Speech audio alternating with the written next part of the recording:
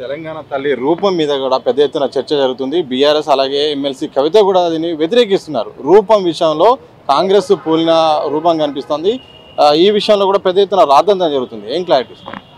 అరే కవిత ఎవరు విమర్శించడానికి నాకు అర్థం కాదు. కానీ మరి మీ పార్టీ విగ్రహాలు పెట్టినప్పుడు మరి మీ అమ్మ నిన్ను పోలినట్టు ఉన్నాయి అని అన్నప్పుడు మీరు ఏమన్నా విరమించుకున్నారా?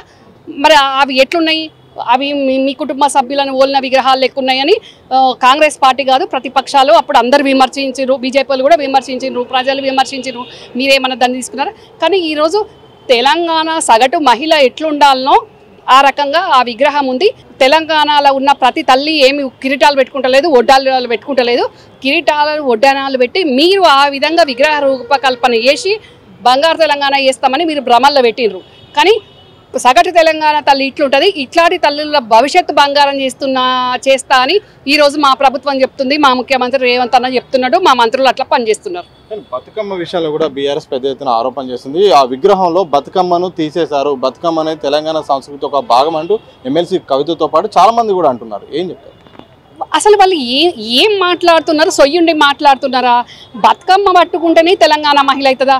తెలంగాణలో ఉన్న మహిళ వివిధ కుల వృత్తులు చేసుకుంటారు. ఒకళ్ళు గంపలు చేసుకుంటారు, ఒకళ్ళు ఏంటి కుండలు చేసుకుంటారు. రకరకాల మహిళలు రకరకాల వృత్తులు చేస్తారు. మరి అందులో ఏ వృత్తికి సంబంధించిన చిహ్నం తీసుకొని అందులో పెట్టాలి, అన్నీ పెట్టడం సాధ్యం కాదు. కాబట్టి తెలంగాణ తల్లిగా సుఖశాంతులతోటి ఆయురారోగ్యాలతోటి ఉండాలి అని ఇప్పుడున్న విగ్రహము తెలంగాణ ప్రజలను దీవించబోతున్నది. కాబట్టి ఏ తల్లి అయినా చల్లంగా ఉండు అని దీవిస్తుంది. కాబట్టి ఆ దీవించే విధంగా అది విగ్రహం ఆ విధంగా రూపొందించారు. దీవెన విషయంలో కాంగ్రెస్ చేయి గుర్తు కూడా కనిపించేలాగా ఒక ప్లాన్ చేసి విగ్రహాన్ని చేసిరని కూడా ఆరోపణ. అసలే కాదండి, విపక్షాలు విమర్శ చేయడం తప్ప అందులో ఏమీ లేదు.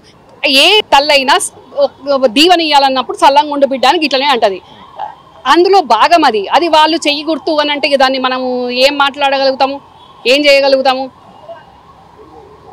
చివరి ఒక మాట చెప్పండి. సంవత్సరం పూర్తయింది. సంవత్సరం పాలన మీద మీకున్న అనాలిసిస్ ఏంది? ఒక పార్టీ నేత కాకుండా మీరు ఒక విశ్లేషణ చేస్తే ఏం చెప్తారు ఈ పాలన? నేను మీరన్నట్టు కాంగ్రెస్ పార్టీ నేతగా కాకుండా ఒక తెలంగాణ ఆడబిడ్డగా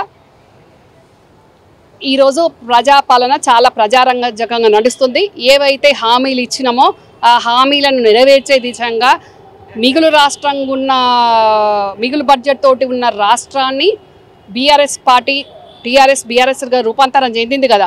అప్పుడు వాళ్ళు టీఆర్ఎస్ ఉన్నప్పుడు మిగులు రాష్ట్రంగా వాళ్ళ చేతుల్లోకి పోయింది. ఈరోజు లక్షల కోట్ల అప్పులతోటి మా చేతికి వచ్చింది, కాంగ్రెస్ ప్రభుత్వానికి వచ్చింది.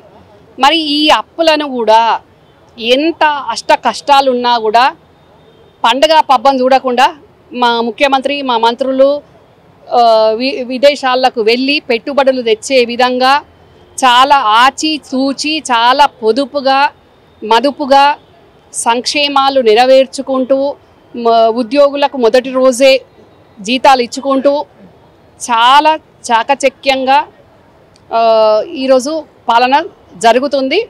అన్ని సంక్షేమాలను కూడా ఒక్కొక్కటి కూడా తప్పకుండా నెరవేరుస్తున్నాం.